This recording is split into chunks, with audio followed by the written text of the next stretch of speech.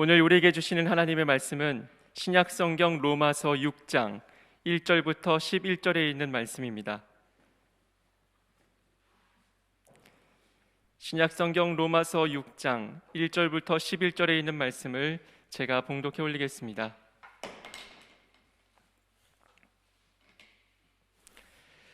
그런즉 우리가 무슨 말을 하리요? 은혜를 더하게 하려고 죄에 거하겠느냐? 그럴 수 없느니라. 죄에 대하여 죽은 우리가 어찌 그 가운데 더 살리요? 무릇 그리스도 예수와 합하여 세례를 받은 우리는 그의 죽으심과 합하여 세례를 받은 줄을 알지 못하느냐? 그러므로 우리가 그의 죽으심과 합하여 세례를 받음으로 그와 함께 장사되었나니 이는 아버지의 영광으로 말미암아 그리스도를 죽은 자 가운데서 살리심과 같이 우리로 또한 새 생명 가운데에서 행하게 하려 함이라. 만일 우리가 그의 죽으심과 같은 모양으로 연합한 자가 되었으면 또한 그의 부활과 같은 모양으로 연합한 자도 되리라. 우리가 알거니와 우리의 옛사람이 예수와 함께 십자가에 못 박힌 것은 죄의 몸이 죽어 다시는 우리가 죄에게 종 노릇하지 아니하려 함이니 이는 죽은 자가 죄에서 벗어나 의롭다 하심을 얻었음이라. 만일 우리가 그리스도와 함께 죽으면 또한 그와 함께 살 줄을 믿노니 이는 그리스도께서 죽은 자 가운데서 살아나셨음에 다시 죽지 아니하시고 사망이 다시 그를 주장하지 못할 줄을 알미로다. 그가 죽으심은 죄에 대하여 단번에 죽으심이요 그가 살아계심은 하나님께 대하여 살아계심이니 이와 같이 너희도 너희 자신을 죄에 대하여는 죽은 자요 그리스도 예수 안에서 하나님께 대하여는 살아있는 자로 여길지어다. 이는 하나님의 말씀입니다. 하나님께서 부활의 두 번째 주일 드리는 이 예배에 참석하신 여러분들에게 부활의 영을 충만하게 부어주시기를 주님의 이름으로 축복합니다. 오랜만에 뵙는 얼굴들도 있어서 너무너무 반갑고 감사합니다.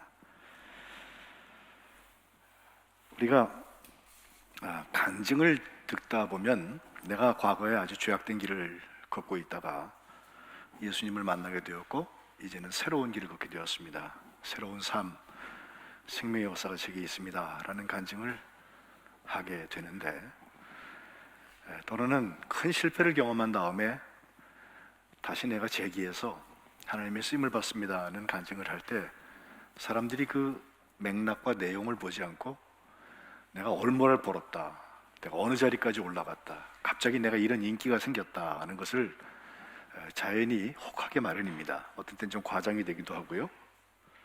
그러다 보니까 이제 내가 거룩한 백성이 되어서 하나님 보시기에 복되고 하나님 보시기에 쓰임받는 부활의 사람을 산다는 게 중요하지 않고 과거에 내가 아주 엉망으로 살았을 때의 이야기가 더 클로즈업 돼서 더 오래 기억이 남기도 합니다.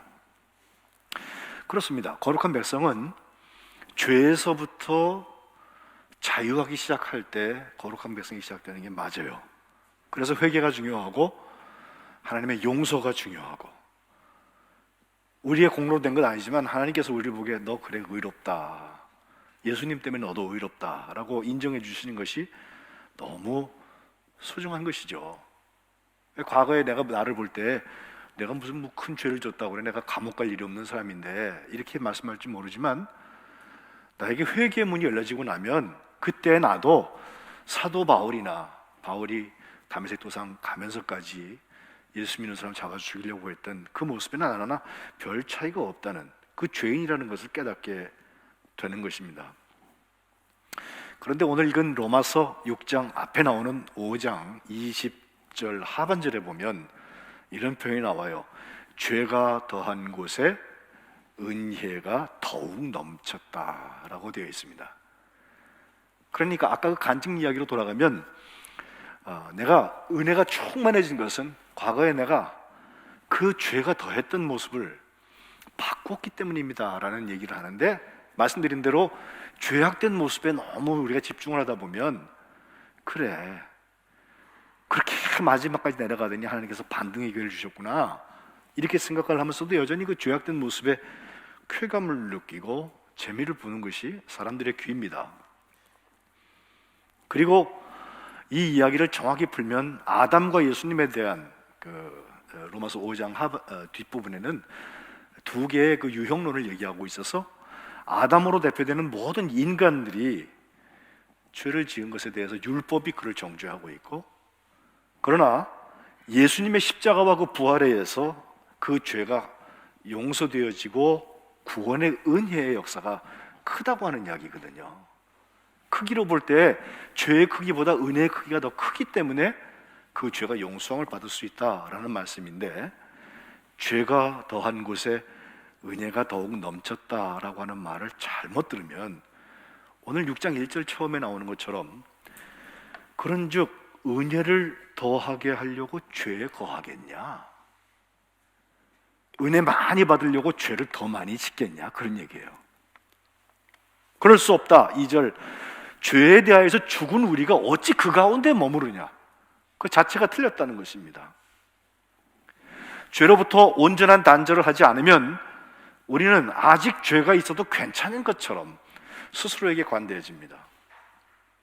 그러나 그곳에는 은혜도 존재하지 않고 우리의 죄의 용서의 문이 열리지 않습니다. 3절에 무릇 그리스도 예수와 합하여서 세례를 받은 우리들은 예수님의 죽으심과 합하여 세례를 받은 것이다. 그렇죠. 그래서 우리가 4절에 그의 죽으심과 합하여 세례를 받음으로 그와 함께 장사되었나니, 주님과 함께 죽었단 말이에요. 이는 하나님 아버지의 영광으로 말미암아서 그리스도를 죽은 자 가운데서 살리심과 같이 우리도 또한 새 생명 가운데에서 행하게 하려고 그렇게 하셨다는 말씀입니다. 실로 죄가 싫어져야 은혜가 임하기 시작하는 거예요. 그런데 오늘 본문에는 이 죄로부터 자유하고 하나님의 새 생명을 입는 부활의 사람으로 살아가는 거룩한 백성들에게 연합이라는 표현을 하고 있어요. 5절에 보니까 만일 우리가 그의 죽으심과 같은 모양으로 연합한 자가 되었으면, 십자가, 또한 그의 부활과 같은 모양으로 연합한 자도 되리라. 부활에 연합한 거룩한 백성을 얘기하고 있는 것입니다. 여기 연합이라고 하는 말은 헬라어로 쉼프토스라는 말을 쓰는데, 쉼, 함께, 푸토스라는 말은 후오라는 말에서 나오는데, 후오라는 게 뭘 자꾸 만들어낸다, 혹은 그걸 자꾸 자라나게 키워나간다, 이런 뜻을 가지고 있어요. 그러니까 죄와 연합했던 사람이었다면 죄를 만들어내고 죄를 자꾸 키워나가는 사람이라고 말할 수 있고, 이제 부활을 연합한 사람이라고 하면 부활을 만들고 부활을 자꾸 키워나가는 사람이라고 말할 수 있습니다.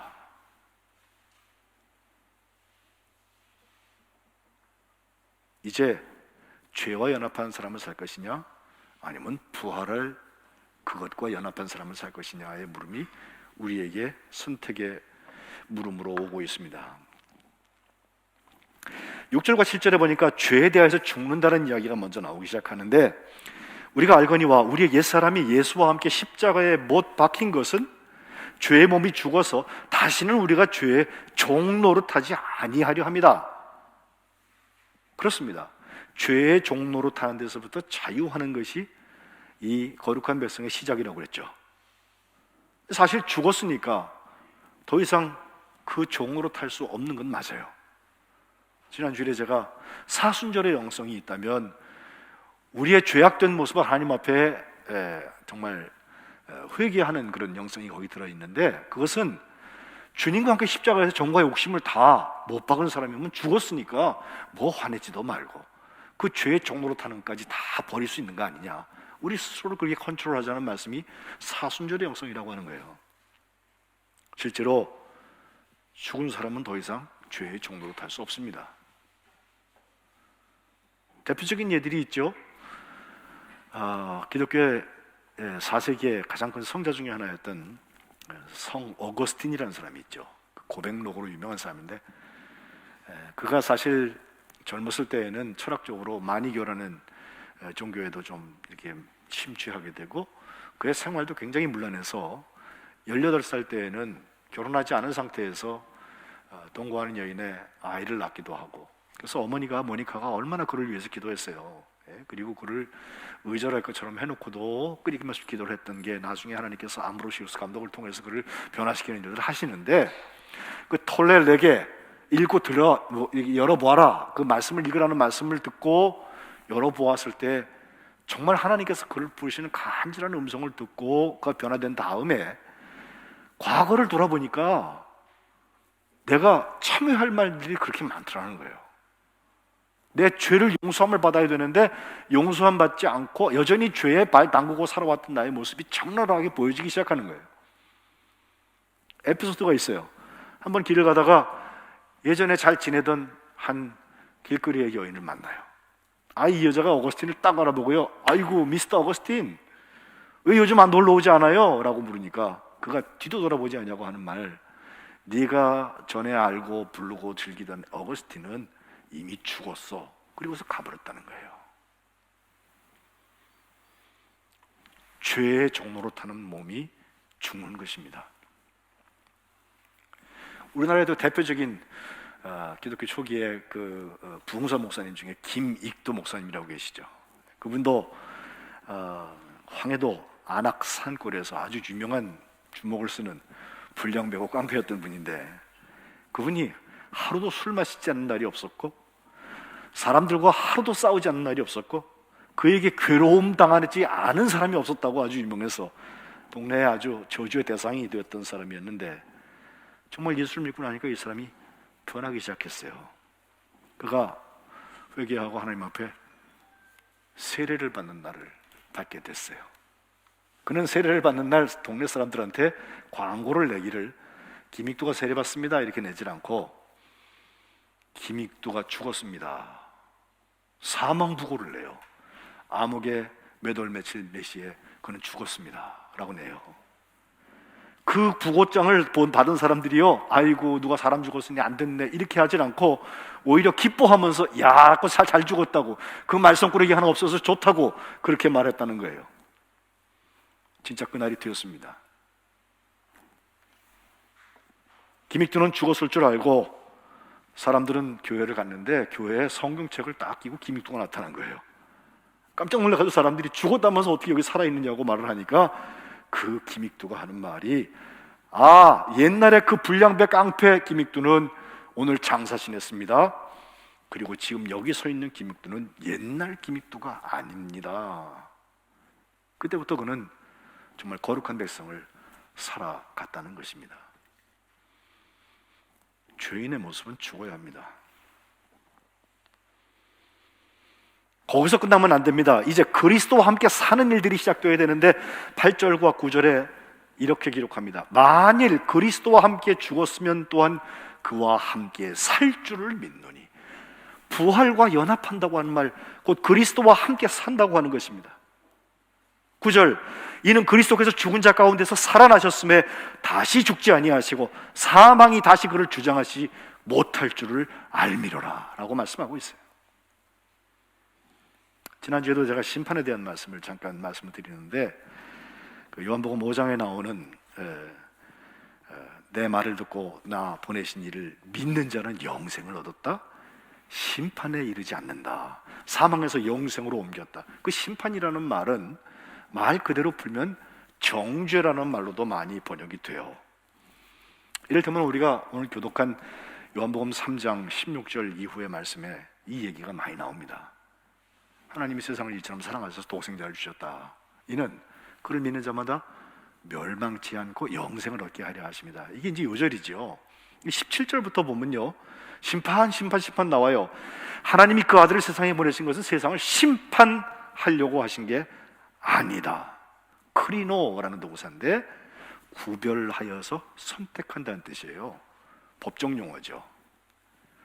여러분, 우리가 올해 거룩에 대한 키워드 구별과 선택과 온전인데 그 두 가지가 법정에서 쓰일 때 크리노라는 헬라어로 쓰이고 있습니다.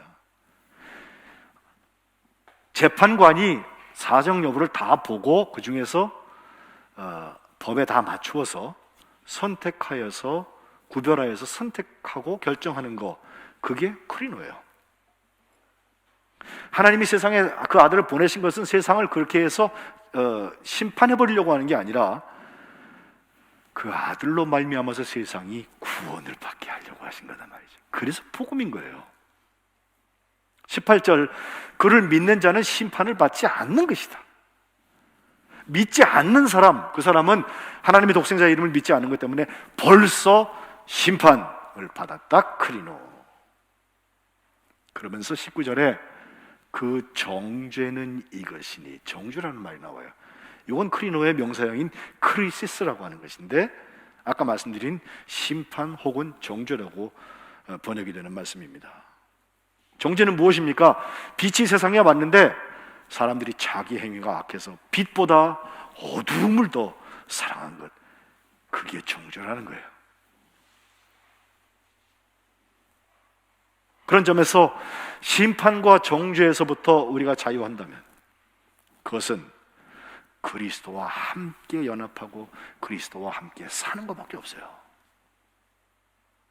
그래야 빛 대신 주님께서 우리의 삶을 밝혀주실 것이고 치유된 그 삶을 건강하게 세워주실 것입니다. 특별히 주님의 십자가와 관련되어서 오늘 본문 10절에 나오는 아주 중요한 단어가 하나 있는데, 그것은 단번에라는 것입니다. 예수님의 십자가가, 그것은 이 단번에라는 헬라어 에파팍스라고 하는 말은 에피, 뭐 위에, 그 다음에 하팍스라고 하는 게 once라는 것인데, once for all, 영어로 once for all이라고 하면 딱 한 번 가지고 전부를 커버한다는 뜻이에요. 그러니까 한 번만 하면 돼요. 한 번만. 이 그가 죽으심은 죄에 대하여서 단번에 죽으심이요 라고 하는 이 표현이 바울에게는 굉장히 중요한 말이에요. 로마서 여기에 나오고 지난주에 읽은 부활장 고린도전서 15장 6절에 또 나옵니다. 근데 그때는 단번에라고 하지 않고 일시에라고 우리에게 번역을 했는데, 많은 제자들 앞에 일시에 나타나셨다라고 할 때 그 말을 쓰거든요. 근데 이 말씀이 반복되어서 설명되고 있는 것이 히브리서입니다. 유대인들을 향하여서 제사에 능한 그 사람들에게 설명을 할 때 히브리서 7장 이렇게 표현합니다. 저 제사장들은 먼저 자기의 죄를 위하여서 제사 드리고, 또 나중에 백성의 죄를 위해서 날마다 제사를 드려야 되는데, 예수님은 그렇게 할 필요가 없다. 왜? 단번에 자기를 드려서 이루셨다는 거예요. 2000년 전에 한 번 있었던 사건이지만 예수님의 그 십자가 사건 하나로 그 단번에 드린 제사를 통해서 모든 사람의 죄가 용서받을 수 있다고 하는 하나님의 복음의 역사가 여기 있는 것을 볼 수 있습니다. 히브리서 9장 12절에는 두 번째 단번에가 나오는데, 여기는 피의 종류에 대해서 얘기하면서 염소나 송아지의 피로 하지 아니하고 오직 자기의 피로 영원한 속죄를 이루셔서 단번에 그 성소 하나님을 만나는 그 자리에 들어가셨다라고 말씀하고 있고, 세 번째 단번에는 10장 10절에 나오는데, 예수 그리스도의 몸을 단번에 들이심으로 말미암아 우리가 거룩함을 입었다. 단번에 들이신 예수님의 십자가 보혈이 우리를 거룩한 백성에 초청하고 있어요. 계속되는 10장 11절에는 제사장마다 매일 서서 섬기며 자주 같은 제사를 드리지만 이 제사는 언제나 죄를 없이 하지 못하는데, 12절 오직 그리스도는 죄를 위하여서 한 영원한 제사를 드리시고 하나님 우편에 앉으셔서 그 후에 자기 원수들을 자기의 발등상이 되게 하실 때까지 기다리시나니, 14절 그가 거룩하게 된 자들을 한 번의 제사로 영원히 온전케 하셨다는 것입니다. 예수님의 십자가 이후에 다시 한번 그런 사건들이 필요해서 우리가 또 다른 것을 찾아야 되는 게 아니라, 그거 한 번이면 우리가 그 십자가 붙들고 가면 예나 지금이나 동이나 서나 나이 많은 분이나 나이 적은 사람이나 그 십자가를 통하여서 하나님의 용서와 부활의 생명을 얻을 수 있다는 것입니다. 저는 이 거룩한 백성들의 부활의 축제들은 여기서 벗어나면 안 된다고 생각해요. 우리 예배하는 모든 그 예배의 중심은 바로 주님의 십자가와 부활에 있습니다. 단 한 번 그 제사를 통하여서 몸을 주신 예수님의 보혈과, 그리고 사흘 만에 약속하신 대로 부활하신 잠자는 자들의 첫 열매가 되신 그 부활 사건을 통하여서 우리 모두가 죄에서 자유하고 부활에 연합하는 역사가 있으시기를 주님의 이름으로 축복합니다.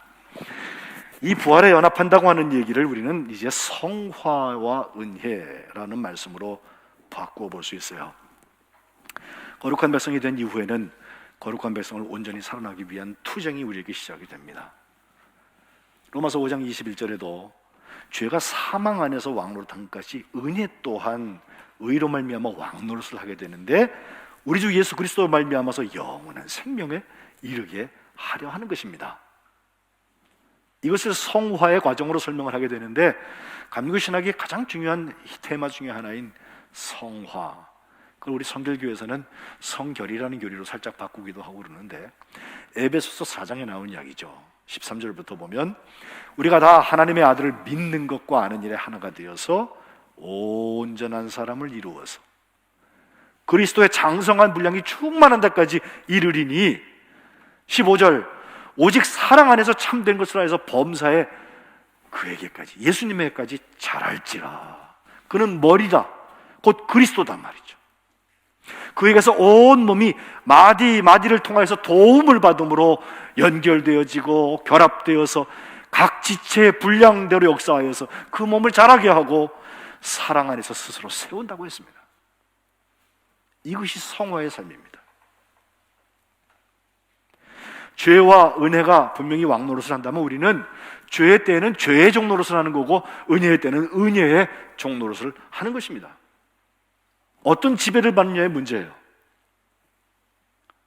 은혜의 지배를 받아야 할 성민 거룩한 백성이 죄의 영향에서 벗어나지 못할 때 문제가 발생하는 거예요.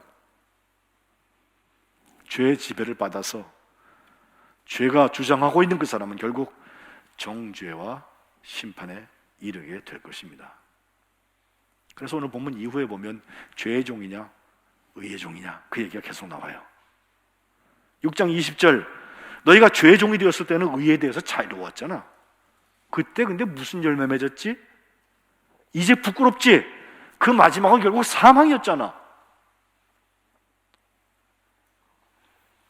그러나 은혜 안에 있는 사람들은 종 노릇하던 그 죄에서부터 해방돼서 거룩함에 이르는 열매를 맺는다 하시면서 6장 19절에는 이제는 너희 지체를 의에게 종으로 내주어서 거룩함에 이루어라. 또 22절에 그러나 이제는 너희가 죄로부터 해방되고 하나님께 종이 되어서 거룩함에 이르는 열매를 맺었으니 그 마지막은 영원한 생명, 영생이라고 그랬어요. 이건 이상한 영생교회에서 하는 얘기가 아니에요. 복음에 있는 대로, 성경에 있는 대로 제가 그대로 말씀드린 거예요. 우리는 로마서 6장에서 요절로 잘 외우는 말씀 중에 하나가 23절인데 왜 그러냐면 죄의 삭은 사망이요, 죄의 삭은 사망이요 거기 나와요. 그런데 죄의 삭은 사망입니다로 끝나면 안 돼요. 그 다음에 나오는 말씀까지 읽어야 돼요. 하나님의 은사는 그리스도 예수 우리 주 안에 있는 영생이라. 사망이 아니라 영생이 복음입니다. 죄에서 은혜로, 이것은 거룩한 백성이 살아가는 방식입니다.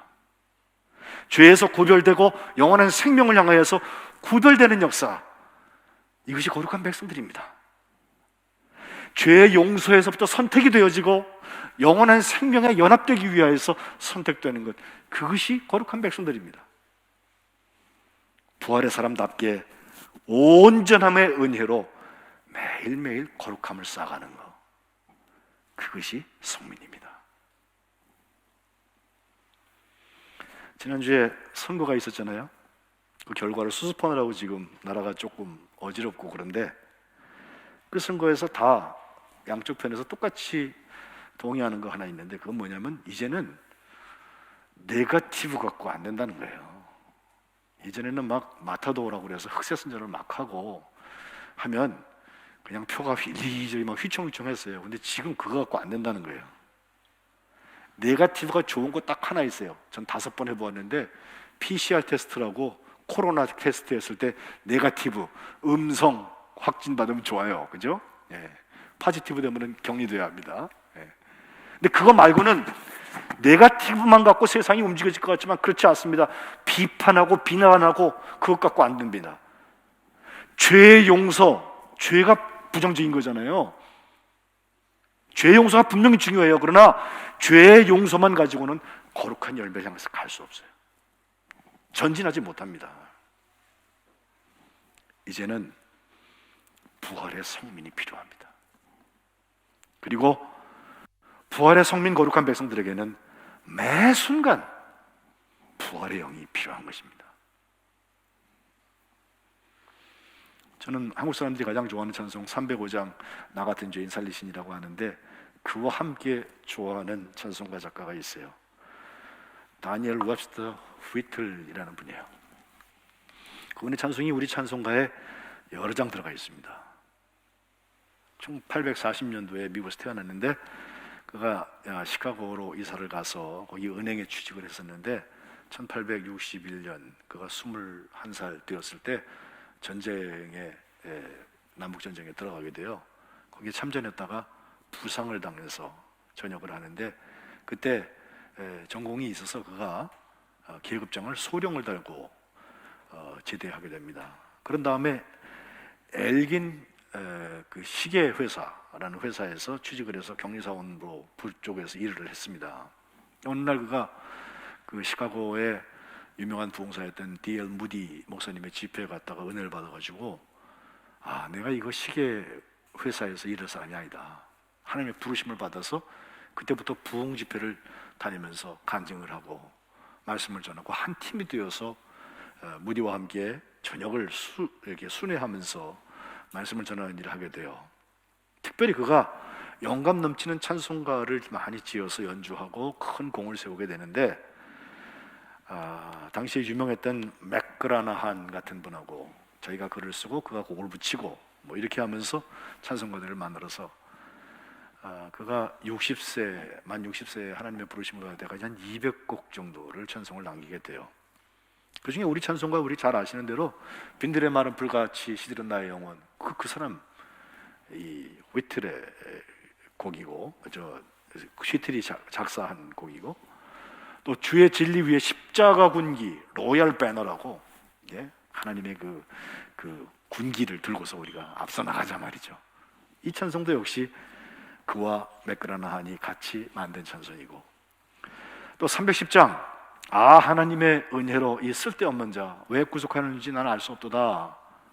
이건 알 수 없다고 되어 있는 것 같지만 반어법이에요. 나는 확실히 안 해 그러고 끝나잖아요. 그죠? 이 찬송 역시 그가 만든 찬송입니다. 근데 에피소드가 하나 있습니다. 어느 날 자기 서재에서 런던 출신의 평신도 설교자였던 헨리 발리라는 사람하고 얘기를 하고 있는데 그 발리가 그 당시에 참 많이 불리고 지금까지도 많이 불리는 찬송 우리 찬송에 446장에 있는데 주 음성 외에는 더 기쁨 없도다 라는 찬송이 있어요.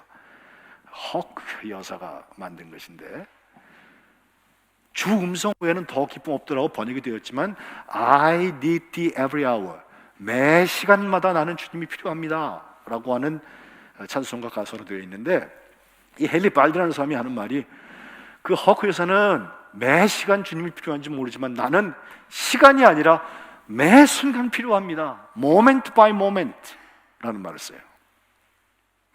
그 말을 들은 순간 휘틀에게 영감이 떠올라가지고 찬송을 지은 게 우리가 좋아하는 moment by moment 혹은 구주와 함께나 죽었으니 라고 하는 찬송이에요.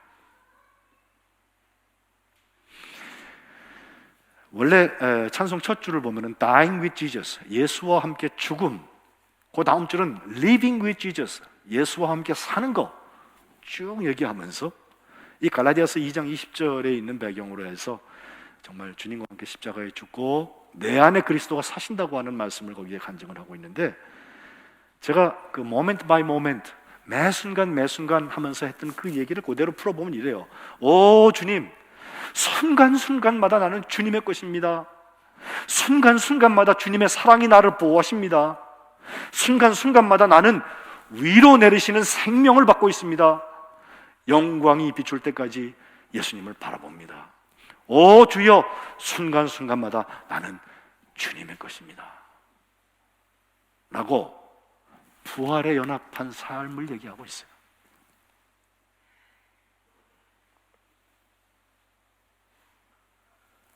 여러분 집에 가시면 이 찬송 꼭 한 번씩 부르시기 바랍니다.